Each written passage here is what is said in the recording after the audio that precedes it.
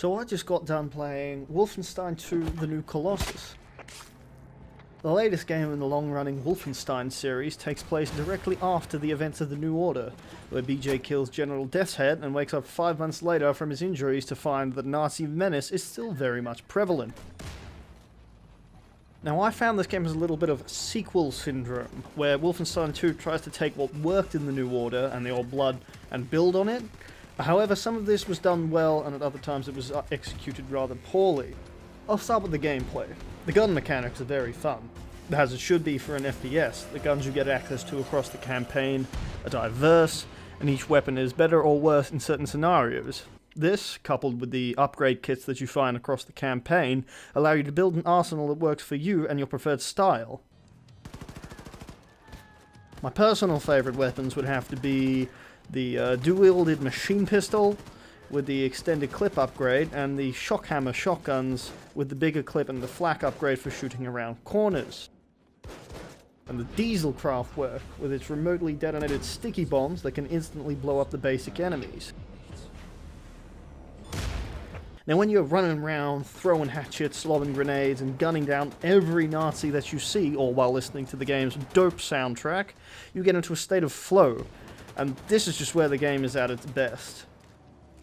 However, you can often get these moments cut short by how squishy and just weak BJ feels. Now, I started this game on the hardest difficulty that was available off the bat. At this difficulty, BJ can barely take a hit, even at full health and armor. This seems to lend the game more to a stealth style of gameplay, which personally was one of the more lackluster elements from the previous game.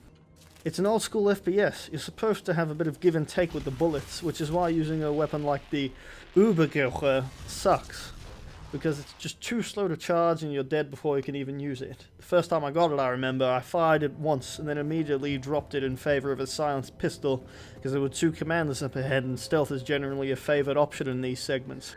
When killing Nazis with the hatchet, during the animation you're not completely invulnerable, and this can lead to taking much more damage than you would usually take if you had killed them at range, which is a bit of a shame since the hatchet kills are just immensely satisfying. Onto the graphics and design. The start of the Roswell level is probably the most iconic scene in the game. It's like something out of a Tarantino film. But each city that you visit has its unique and distinct style in both look and level design. The game runs smoothly on ultra settings on my 1070 and it just looks beautiful. Wolfenstein 2 is brimming with gore and guts. Nazis lose limbs when you shoot them, gib if they're exploded, heads burst like watermelons if you get a perfect headshot.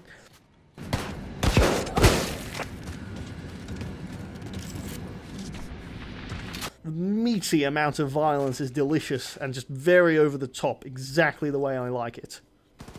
Moving on to the technical department. During my 11-hour playthrough, I encountered only 2 glitches/bugs. Once were 2 Nazis that I already killed. Their voices were still having an idle conversation. Now this one was more funny than game-breaking. Another one was when I was using the ramshackles, where I just exponentially gained speed until I got clipped into some boxes.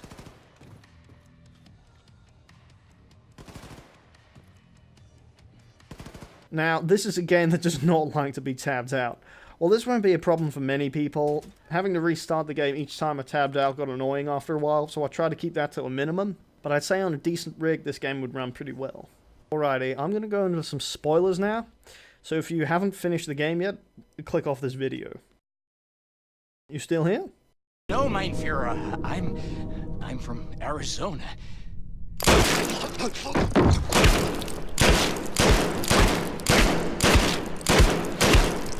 Okay, what the fuck? You go to Venus and Hitler is there.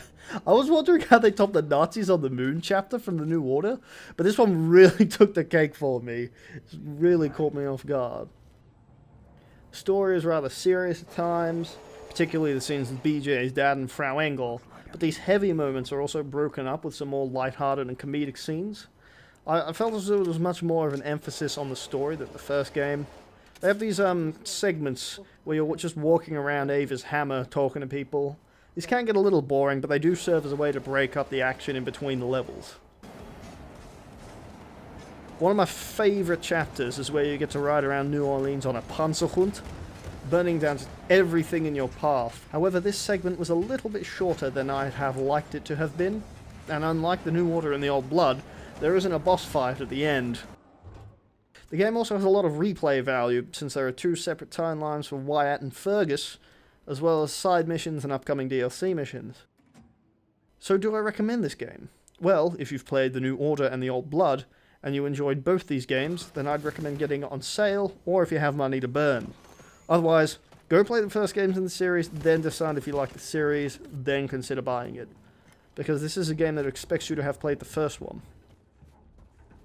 That was me playing Wolfenstein 2: The New Colossus. What are your opinions on it? Agree with my points? Disagree? Leave a comment and let me know your thoughts. This has been So I Just Got Done Playing. I'm Grampus, wishing you a lovely day. No, okay, I'm not saying it's space aliens, right? But it goes without saying it's fucking space aliens!